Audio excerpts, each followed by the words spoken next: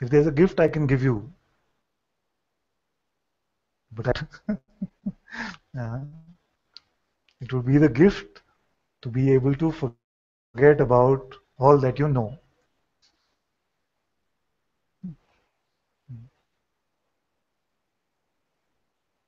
Just forget it. It is not the truth.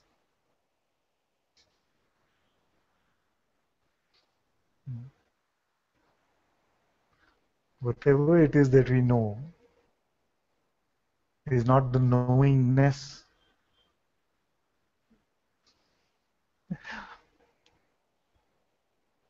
That's what's funny, isn't it? Because the knowingness is the great unknowable. That which is the knowingness itself cannot be known. True knowingness cannot be mentally understood. So at best, whatever is spoken in satsang, whatever anyone has said, at best they are pointers. They are thorns used to remove other thorns and then to be thrown away. There is no ultimate truth in that way. Not even to say, I am that. It is not the ultimate truth.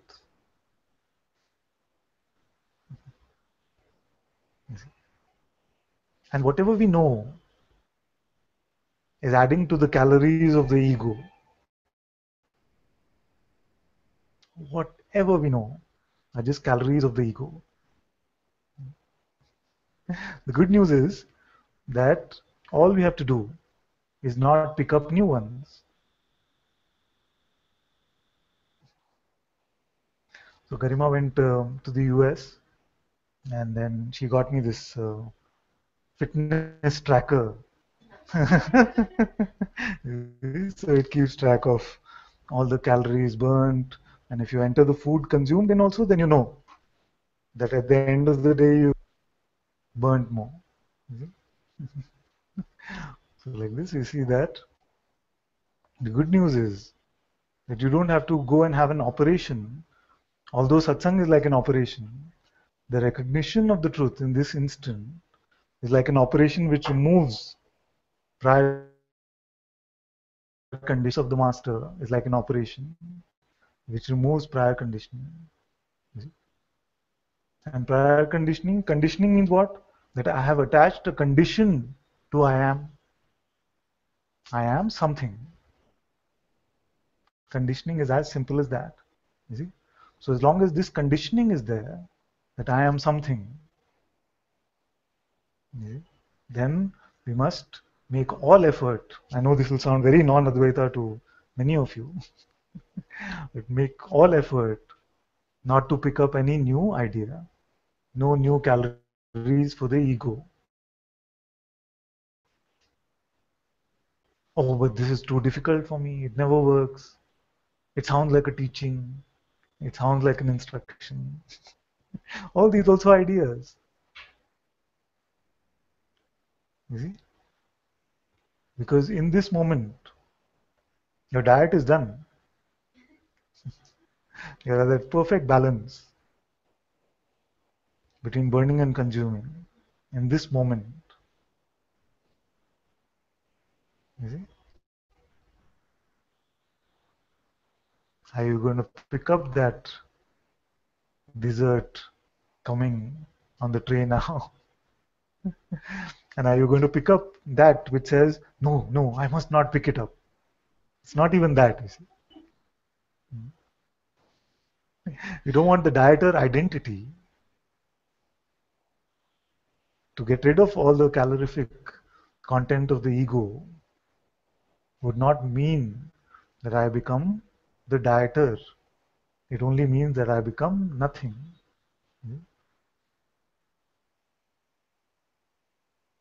Even this much to say, although it felt like it would be such a simple explanation, actually makes it seem a bit confusing.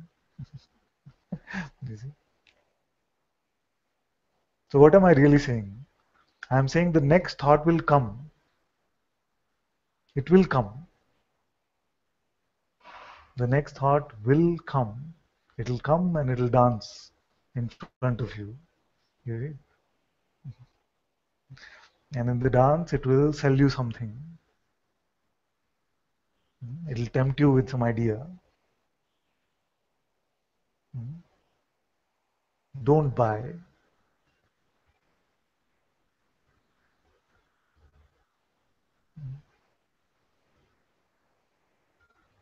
And if you buy, what to do? Nothing. The next thought will come. It'll dance in front of you. It'll try to sell you an idea. Don't buy.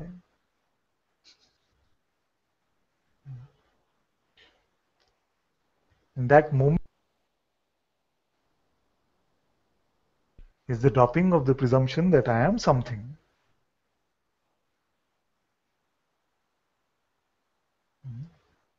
Including the idea that I am not buying, must not be bought.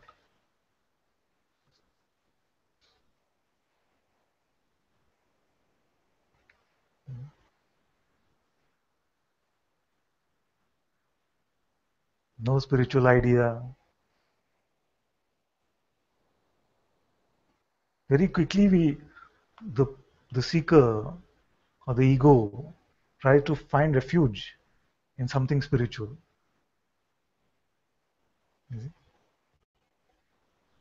He says, yes, yes, yes, all this is getting cut off, but he will not mind if I go to a scripture or something and start consuming that. But there comes a point where you have to say, not even that. You are your own scripture now. Your own insights from the presence, uncontaminated by the mind, are as scriptural as the greatest scripture. You don't need anything. So at best, the use of these concepts is to allow us to uproot and release all other concepts.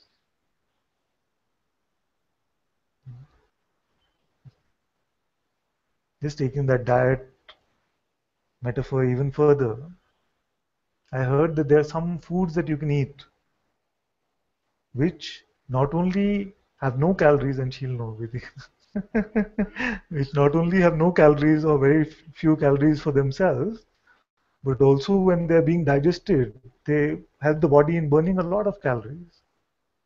You see? So that is satsang. You see? If you're not making a spiritual framework out of them, not making spiritual concepts out of the words in satsang, and you allow them to be heard on their own, just like they're being spoken on their own,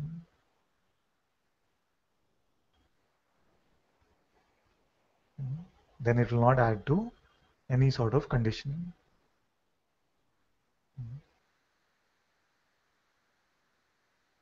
Possibly the worst thing that can happen is that satsang could be shared and then the mind is interpreting everything. And then what we remember from what was being shared or what is assimilated from what is being shared are these mental interpretations. You see, our idea about what was being shared. You see? And if we remove this interpreter, you see, then I feel like satsang is just so clear actually. Just so clear.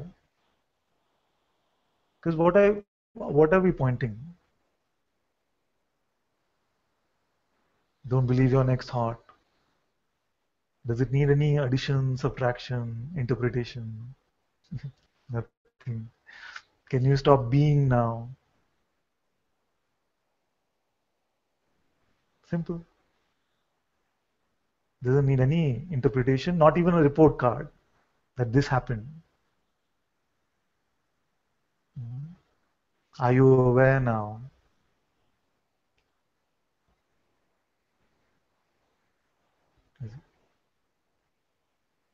These are just the pointers which need no additional. content to make it clearer or something.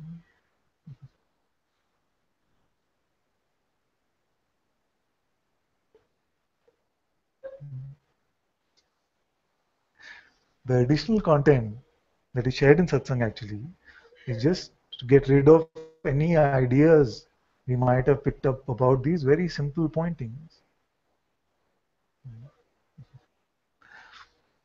And I ask you, are you aware now? You know it is yes. I don't even care what your mouth is saying actually, because I know you know it is yes. It is yes. That's it. You had the darshan of yourself. The self has had the darshan of the self. And the mind wants to come and gate crash into the party later. Say, nothing happened, but nothing. What do I see? Is this freedom? Can I keep this? I must forever be like this. All this is just the mind wanting to gate crash the party because it's feeling left out.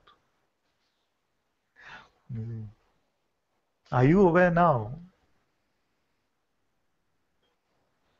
You see nothing to confirm this. That you are aware. You did not see awareness as an object. And yet you know you are aware. You say, I am aware of something. So it doesn't matter what the off is. But what are you?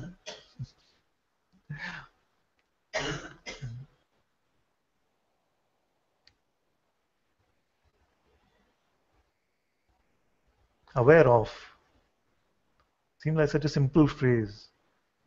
Aware of. But what is this aware?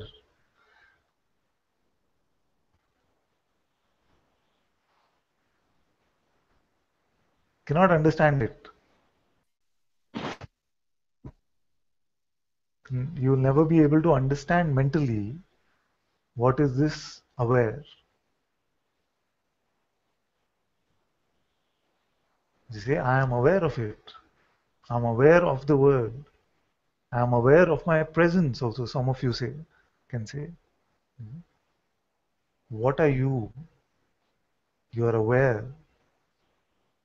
The off is not relevant because the off is changing. But what are you? Are you an entity that is aware?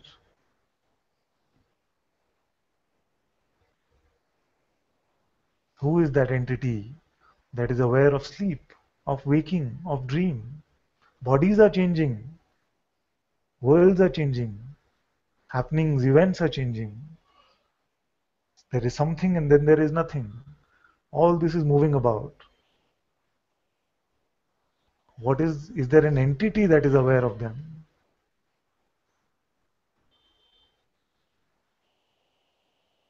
Who are you in your deep sleep state?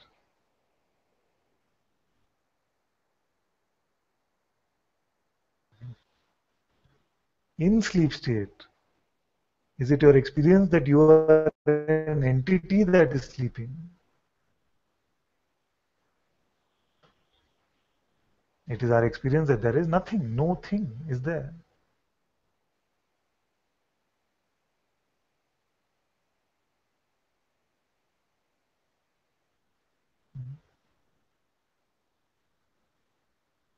Who is it that knows the difference between sleep and waking?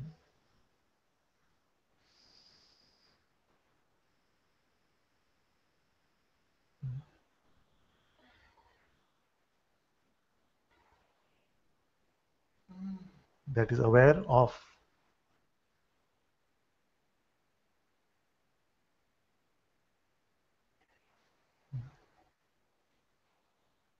Therefore, when you check, am I aware? Say, yes, I am aware.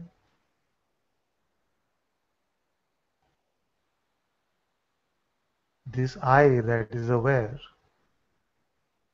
is it separate from the awareness itself? No, there are no two. There is just I.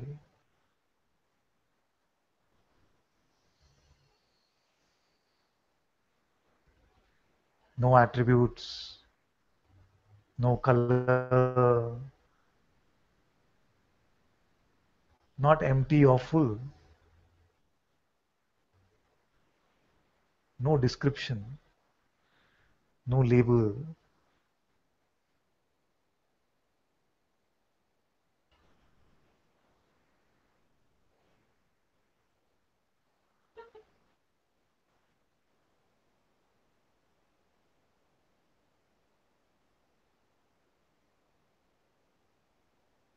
What am I aware of?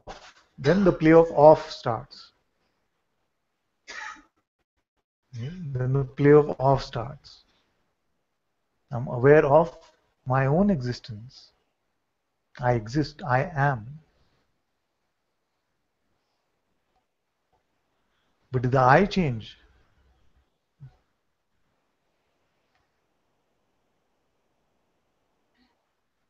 It became I exist, but the I did not change. That for which there was even the distinction between existing and not existing, that I did not change. Only the sense of existing seems to appear.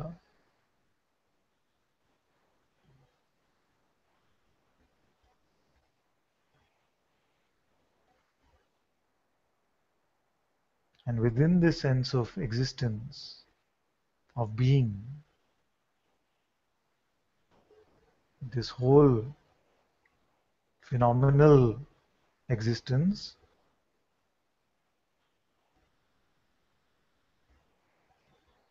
seems to arise.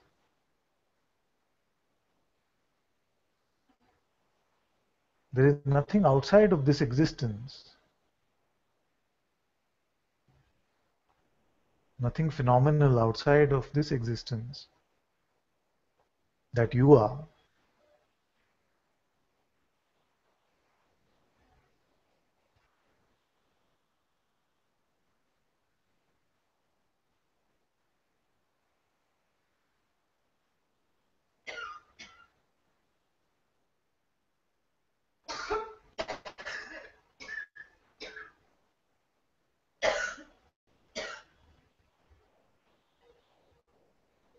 In none of this so far has there been any opportunity for delusion. You see, the appearance of the world is still not the opportunity for delusion, that which we call the mind. You see? There is no separation, there is no two, no sense of me or mine and other and theirs.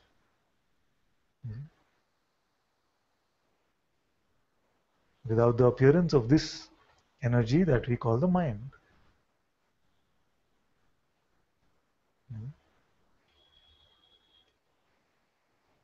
Just I am.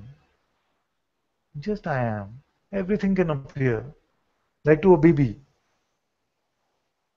to a child. Before they're 2.5 years old, everything can appear. Pain can appear. External images can appear. Fear can appear. But the sense of me and other does not exist. The sense of separation does not yet exist.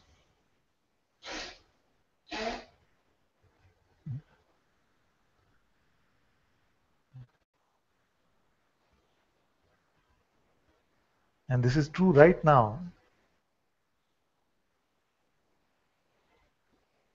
Right now, there is no sense of me and another.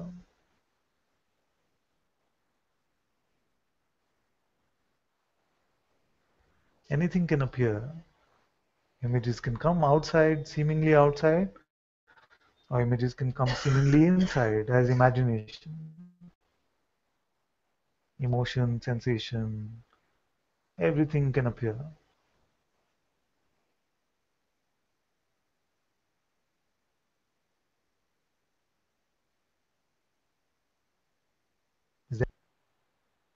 Is there some distinction?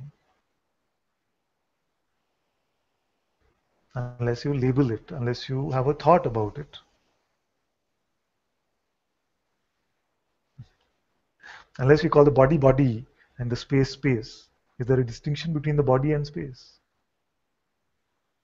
It's just part of one appearance, isn't it? One existence, which is shining with the light of my presence. When you are, it is. When this sense of existence, I exist, I am, is not there, nothing exists. Or more accurately, nothing exists.